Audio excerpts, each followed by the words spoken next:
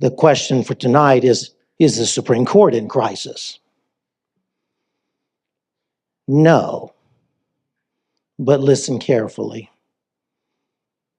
The Supreme Court has contributed mightily to both the America in crisis and in particular to the constitutional crisis that we face today.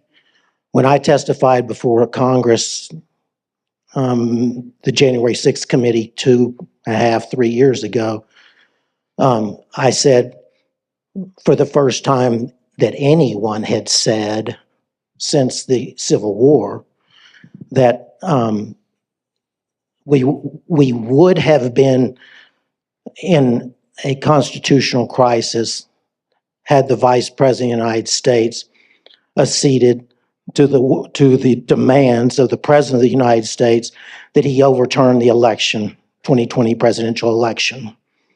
And I explained that to Congress. Congress asked me, well, is that, in your view, the first time that we would have ever been in constitutional crisis? And I said, yes, the first time in 250 years. Congress said, well, what about the Civil War? I said, that would be nothing compared to the crisis we would have been in had Mike Pence thrown the election to Donald Trump. And I said, for this reason.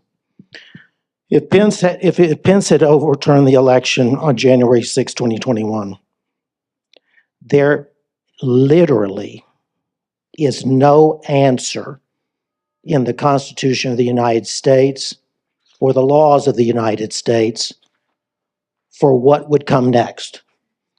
In short, all three branches of the United States government first could claim the right to correct it. But all three branches of the government would know that they did not actually have the right to correct it. And second, all three branches of government would not have any idea what to do.